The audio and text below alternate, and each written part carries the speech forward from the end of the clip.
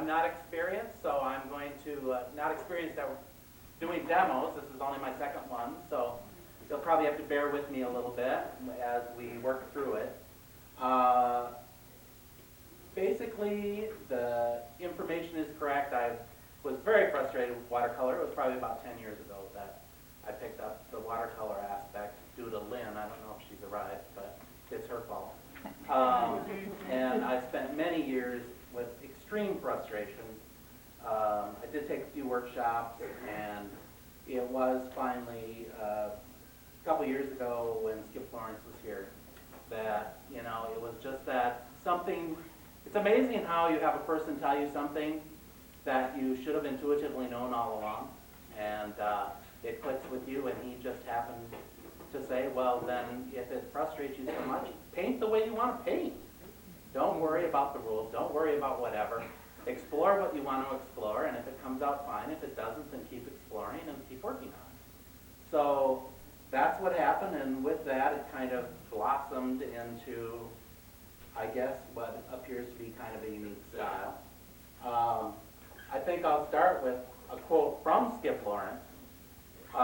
Creativity is a difficult word because people think it has some magical quality. I don't see that at all. Creativity is really following some sort of idea to some sort of conclusion, even going down the wrong road, getting lost, incorporating that experience into what you're doing. The misconception many people have about creativity is that it's some sort of external thing, that you're hit by a bolt of lightning, or that you have great insight. But it's really a rational thing. When you find your own unique approach to working through problems, creativity manifests itself in your work. And so I think that's part of what he taught me during that week when he was here, and just to explore and be creative. Someone pointed out they were surprised that I drew it out ahead of time. I don't paint without drawing it out ahead of time. I don't know where they would come up with that idea. But probably because of what they're looking at, I don't know. And what I found is just a little technique that I'm going to pass on to you. These are just regular sheets of plastic that you can get at any store, and I've just put out grids to different sizes that I'm working on. For example, I've put this out for a square canvas or a square piece of paper and made grids. I've done this one. This is actually the sheet that I'm working on tonight. And as the title of my article was, you say tomato, I say tomato, I'm going to do a tomato. And as you'll notice, it took me a while to discover that the proportions weren't quite correct to the watercolor sheet, so that's why I've cut off a little bit of an edge here. But you can really adjust this idea to any size or any sheet of paper that you're working on, as long as you keep your photograph that you're working from in that approximate angle, and you simply put those same kind of lines. I don't know if you can see those lines through here, but you simply put those same kind of lines, and then you have a general guideline for where you want to draw.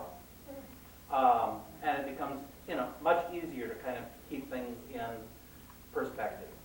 I use, for my drawing, watercolor pencils, because I find that they just kind of melt right into the painting once I get any kind of water on.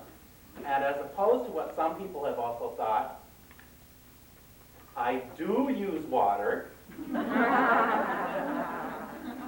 And I use a lot of water.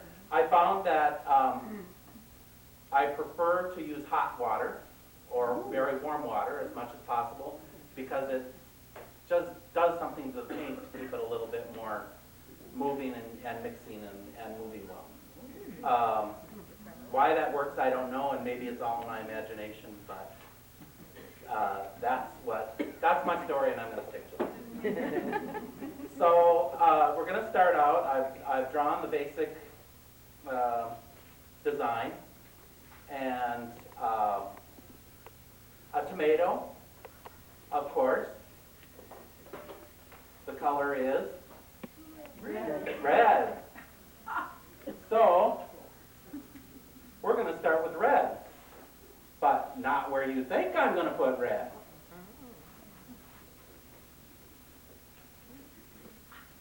And all I'm doing is taking directly out of the tube, and just let me know if I'm getting outside of the picture there for you. Right, I will.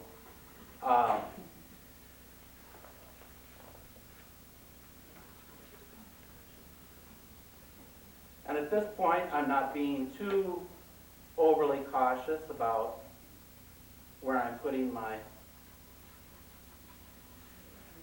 I use, and I don't know that it really has anything to do with Skip Lawrence, but I use skipper brushes primarily. I also use, because I do a lot of scrubbing and the way I work, I also use a lot of my old oil brushes, which are a harder, stiffer bristle, and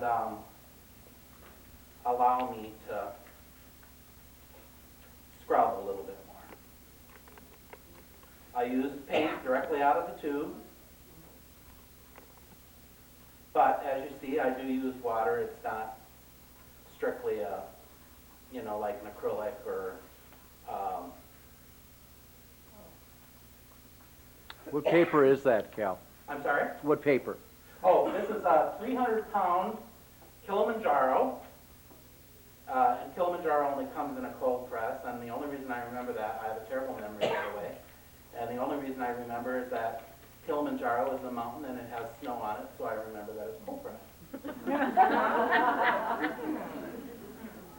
you ever use hot press? Not anymore. I used to. I experimented with all kinds of different kinds of paper. And everything from, well, I don't know that there was a paper out there I didn't experiment with. But hot press especially did not give me either the textural feeling that I wanted and or it didn't hold up well to scrubbing. So when you scrub as much as I do, and you'll notice there I'm not particularly concerned about water blooming. Another rule breaking there.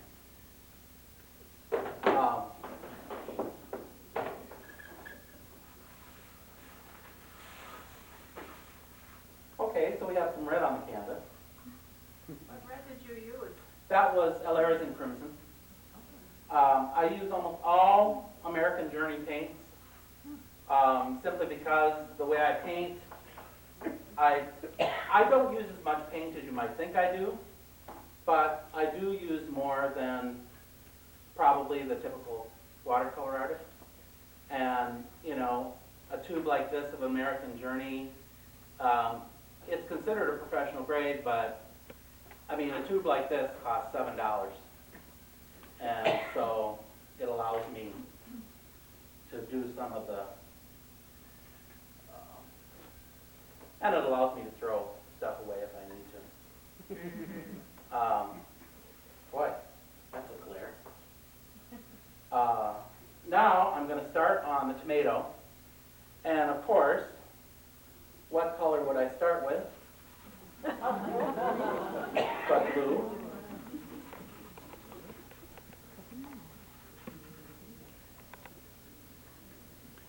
Why? Really? Love it. Well, I'd love to tell you that the reason I use it is because I believe that in happy accidents, and I'm just kind of playing, but as you can see, I've done a few tomatoes. So I use blue because it's eventually going to be the shaded part of my tomato. And as I work on paint layers and so forth, that blue is going to kind of stay there and is going to act as the shaded part of my tomatoes. Why not green? Well, other than the fact that I absolutely hate green, and I mean I hate to use green is what I should say. I find that every time I use green, my paintings become, I don't know, plastic or it's just a color that I don't like to work with. I'd much rather create green. I do have a whole bunch of greens in here. And I do use some unusual greens for highlights and so forth, but I don't really use very many greens. I'd much rather create my greens using, you know, mixing. Well, the reason I ask that is because green is a complement of red. So when your red goes on top of that green, you would have your shadow. Yeah, because I probably will put yellow on here and it'll turn greenish. Yeah, right, okay. No, this is ultramarine. Nice rich color. And actually, one of the things I like to do right away, you'll probably note, is that I like to cover white, because I like to break that rule too. I don't like white on my, unless I've added it later for some reason. But I don't like to leave white. I find white paper glaring on a painting, and I would prefer that even when I got to the end and I wanted a bright color,